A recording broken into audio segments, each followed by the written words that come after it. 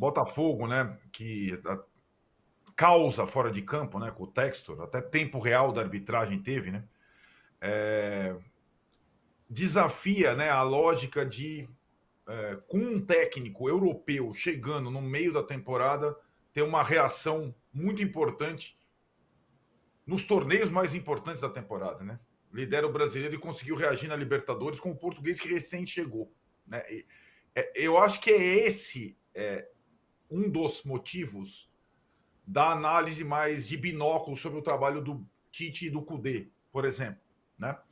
É o Arthur Jorge no Botafogo, é o Milito no Atlético Mineiro.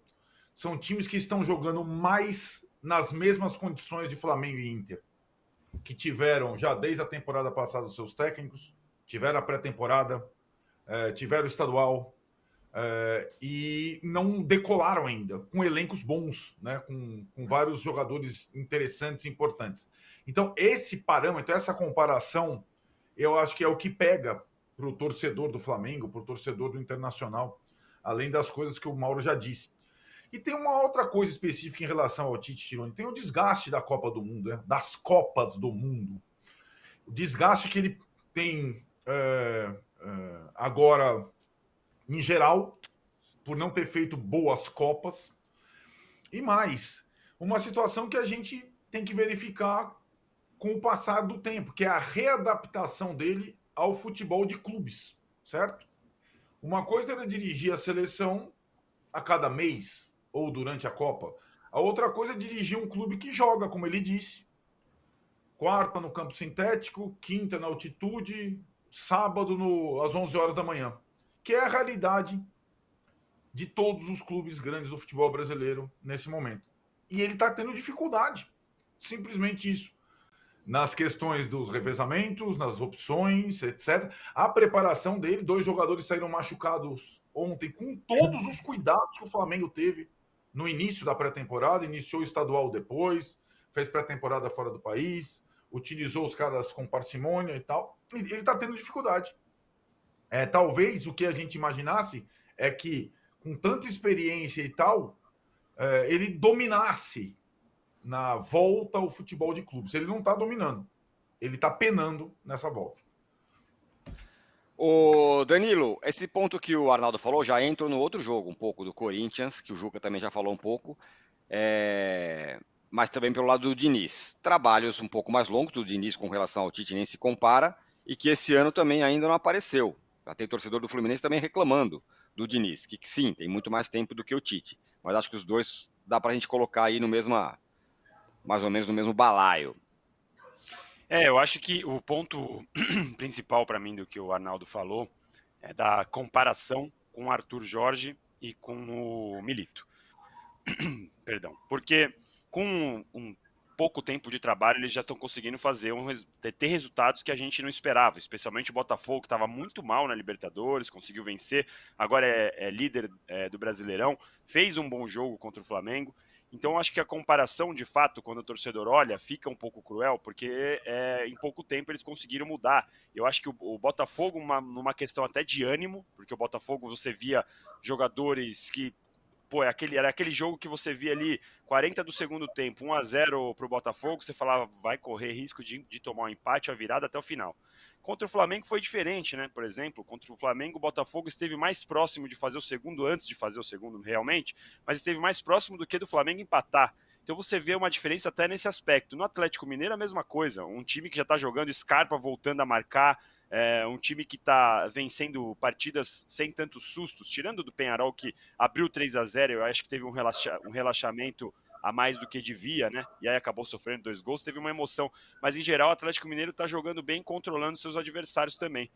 E aí quando a gente olha o Fluminense, quando a gente olha o Flamengo, que o Fluminense especialmente por conta do Diniz, tem uma questão que esse ano o Fluminense não entrou na temporada praticamente. Jogou bem na Recopa contra a LDU, mas tirando isso, não entrou em campo muito bem.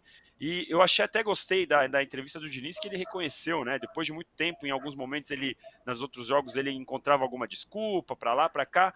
Eu achei a entrevista dele boa, no sentido ontem, depois do jogo contra o Corinthians, de reconhecer que estava mal, que não jogou bem o ano todo, que precisa reconectar de alguma forma. A questão é, ele vai conseguir? Porque a gente sabe que ele tem sempre um molde, digamos assim, uma forma para colocar o time dele. Queria aqui também, lógico, né? Para o Corinthians conseguiu a vitória, mas como disse o Juca, calma. O Wesley conseguiu uma boa partida, mas acho que ainda tem muita coisa para rolar. E só para não deixar passar, o que fez o Renato Gaúcho, para mim é um negócio ridículo. Seria ridículo ele ter só tirado o time de campo ali naquele momento, porque o Grêmio não jogou absolutamente nada, deu 2 chutes a gol, perdão, deu 2 chutes a gol, não conseguiu ameaçar o Bahia.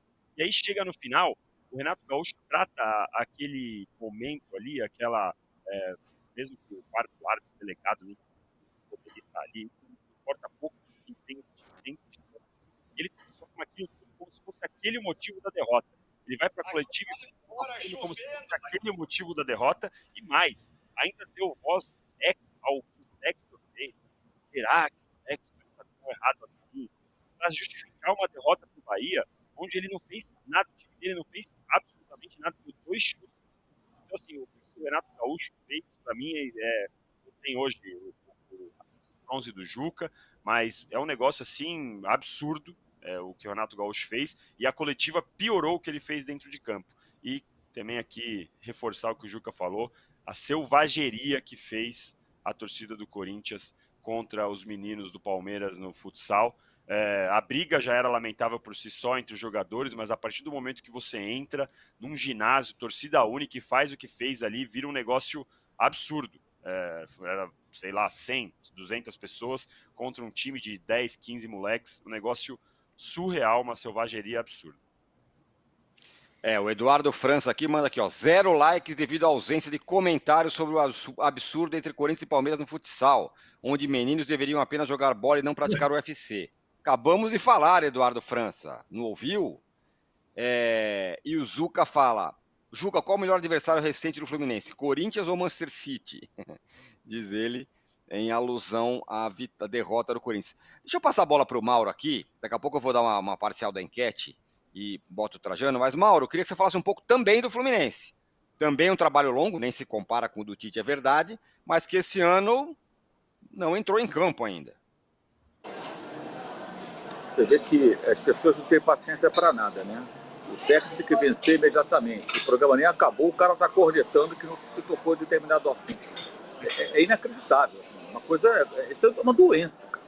Isso não é normal. Não é normal. O Danilo acabou de tocar no assunto. O cara já estava lá, ele falou desse assunto e tal. Foi abordado, bonitão. Que mal, hein? Vou te contar. Olha, o caso do Diniz no Fluminense, eu acho que, como o Danilo destacou, eu acho que o fato de ele ter reconhecido aí que não está legal e que é preciso mudar, já é um progresso. Porque em entrevistas anteriores, o Fernando Diniz não estava sequer admitindo que as coisas não estavam caminhando bem. Que o time está jogando menos do que a torcida espera, menos do que jogou em outros momentos. É hora de realmente refletir um pouco mais sobre isso, pensar em alguns jogadores. O Fluminense tem muitos jogadores veteranos. Olha o Thiago Silva se despedindo do Chelsea, 40 anos. Gravou vídeo lá, está deixando o clube depois de uma trajetória brilhante no futebol internacional e no próprio clube lá de Londres. Vai ser mais um quarentão do elenco, já tem 2 quarentões, o goleiro Fábio e o Felipe Melo, vários com 30 e tantos anos até. Essas questões têm que ser discutidas de uma forma um pouco mais ampla, porque o que aconteceu no ano passado, com um elenco com tantos veteranos, isso foi dito no ano passado e a gente repete aqui agora. Aquilo não é regra, aquilo foi exceção. Essa não é a receita ideal, esse não é o modelo ideal. Mudar no mundo. Então, porque deu certo naquele momento, significa que essa deve ser a tônica. E aquela questão também da fragilidade defensiva que marcava os trabalhos do Fernando Diniz em outros momentos e que se apresenta no instante que o time toma 3 gols de um Corinthians que não tinha feito gol em ninguém.